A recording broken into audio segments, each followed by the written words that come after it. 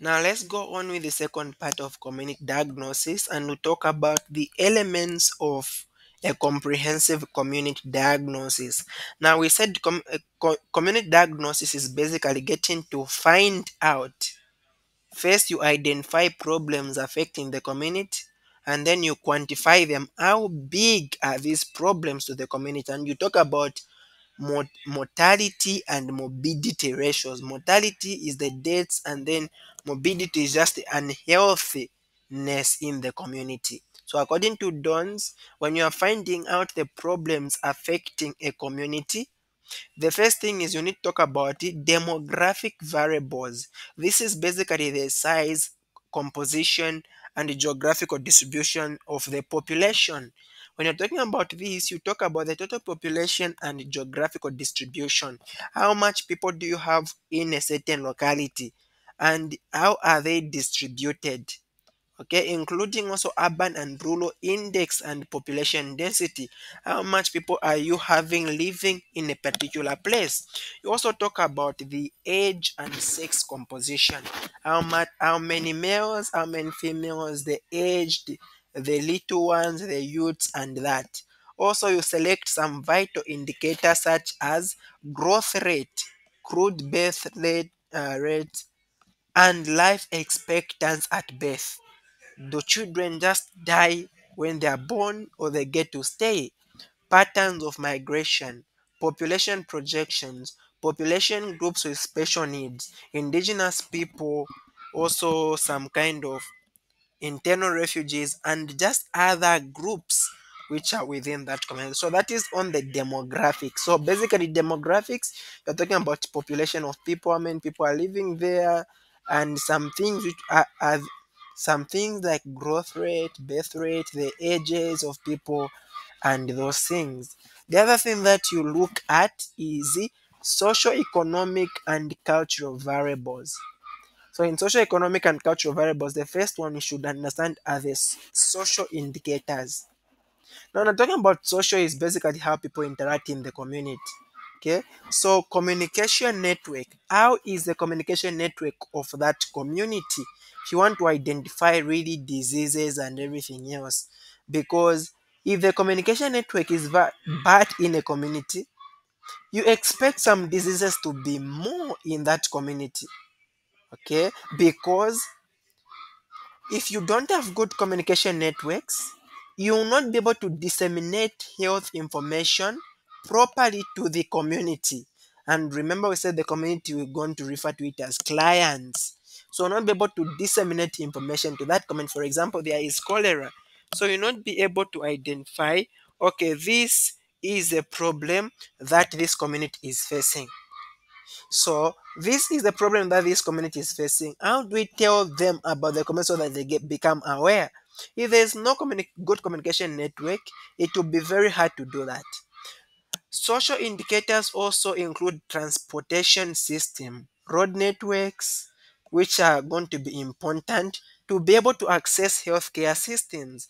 Say in this community there are no good networks, meaning that if there is an outbreak, let's say of a disease or something, it will be a problem for the health practitioners to be able to reach out to the community.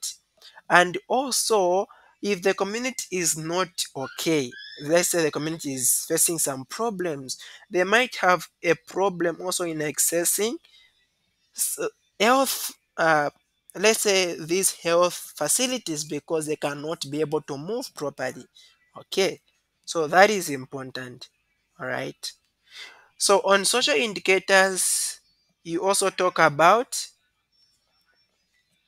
educational levels that may be indicative of poverty and may reflect on the health perception.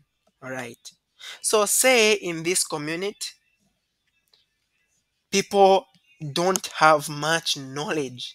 So, the educational level is low in that community, meaning that also their perception of health is going to be affected. Their perception of health is going to be affected. Right now, if you went in some communities, you tell them there is actually cholera. They'll tell you, what are you even saying? That thing does not exist. it's just a joke, it's just something being made up. That is indicative of their educational level. And because of such a mentality, you see that some diseases will continue to spread because people are not aware. You also talk about housing conditions that may suggest health hazards. Is there congestion and exposure to harmful elements? Let's say, for example, also you talk about safety hazards like fires, okay, all those things, right? So these are some important things that you get to look at as you are talking about social indicators, because it will really determine how health a community is going to be. So you look at these things in order to carry out a good and a comprehensive health diagnosis or community diagnosis. Now the others, these are economic indicators. Now economic indicators, what we are talking about here is basically people's feeding.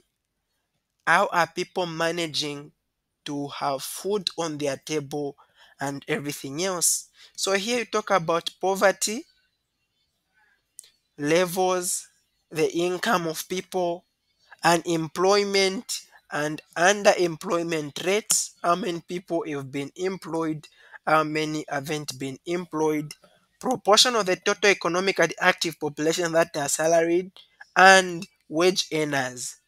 So how many people do you have in the community which are on salaries? Okay.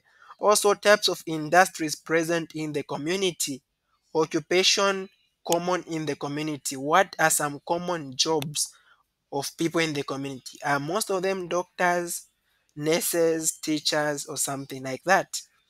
Land owners, recreation facilities. So these are some things that we want to look at when we are talking about economic indicators. Okay. Other indicators, these are cultural factors now. When you're talking about the cultural factors here, the first thing you talk about are variables that may break the people into groups within that same community. For example, ethnicity, social class. The rich want to be just like alone like that. The poor also just alone. Language, religion. You find Christians are alone, Muslims alone. Also race. You find that let's say the whites are alone, the blacks are alone in the same community. Political orientation also. Okay, these people belong to this political party are alone, and the others also are just alone like that. So these are some things that you look at in cultural factors, because these things are going to be able to affect also the health system. For example, when there's an outbreak of a certain disease, and say the current government is talking about people being aware about it, because of different political orientations, others might politicize that move and say it's just a government who wants to do this. So that is why politics have to be understood in getting a comprehensive community diagnosis. Another thing is that the cultural beliefs and practices that affect health in that community. What are the cultural beliefs? For example, some people tell you, okay, even if you have got this condition, never go to the hospital, because this condition means that the maybe let's say the gods or something are not happy. Okay, those are cultural beliefs in the community. And also concepts about health and illness in that community, and also just other factors that may directly or indirectly affect the health status in the environment. What you will want to look at are the physical, geographical, topographical characteristics of a community. Land areas that are going to be able to contribute to vectors. For example, let's say you are in a bushy area. What are some what are some diseases that can come because of you being in a bushy area? Okay, what are some problems you might be able to face? Also terrain, how is the landscape? Is it hilly? Is it flat? So you also get to look at that land usage in industries, and also the climate or the season. The other thing that you look at in environmental indicators is the water supply. Percentage of people with access to safe, adequate water, because water really affects the community. If people are exposed to dirty water, you expect some problems to be there, things like diarrhea, cholera, and such if there is dirty water. Also, look at the sources of water supply for drinking and other activities, because some sources are really not safe. Okay, you also look at waste disposal, percentage of population reached by the daily garbage collection system. Because if you, let's say this community just throws things anyhow like that, you expect some diseases to be able to spread because there is no proper waste disposal in such a community. And you also look at the percentage of people or in a population with a safe excreta disposal system. Okay, is there a nice place where this community can get to dispose their things? So also you look at the types of waste disposal and garbage disposal system, the air, water, and land pollutions, industries within the community that are hazardous to health. Some communities, you have got a lot of big industries which expose their dirty in the rivers and in these water systems. So you also get to look at that if you want to really understand what problems people are likely to face in that community. Other things that you look at are health and illness patterns. So in here you want to look at if the health worker has the access to recent first. So you want to look at the health and illness pattern. So if you have got access to recent and reliable secondary data already, let's say you are in a community where people record, or at a health facility where they record what diseases the community is facing. Okay, so you are going to look at such, that is known as secondary data. So here you want to make sure that you understand the leading causes of morbidity and healthness, the leading causes of mortality, death, the leading causes of infant mortality, leading causes of maternal mortality, and the leading causes of hospital admissions. So if you look at this, you'll be able to identify what problems really the community is facing. Okay. The other thing that you look at is the health resources. Now, health resources is just referring to manpower, institutions, and material resources provided not only by the state but also those that are contributed by the private sector and non-government organizations. So, manpower, how many health practitioners do you have which can help if there is a spread of a certain disease? What institutions do you have? What kind of material resources do you have which can be used for awareness sake in a community? Now, manpower here is going to refer to the categories of health manpower available, geographical distribution of health manpower.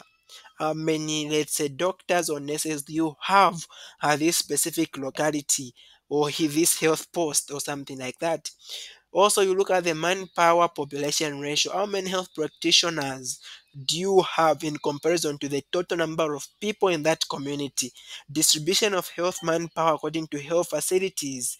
Okay, you look at a health, let's say hospital or a rural health unit. How many health practitioners do you have at such an hospital? You also look at the distribution of health manpower according to the type of organization. How many governmental, let's say, health practitioners do you have? Non-governmental or private health practitioners? You also look at the quality of health manpower. Are they doctors, nurses? Okay, you look at, is it the clinical officers? Because the quality also will determine how much health the society is going to have. Because not all problems can be sorted out by nurses. Others you need consultant doctors. You also look at existing manpower development or policies. Okay.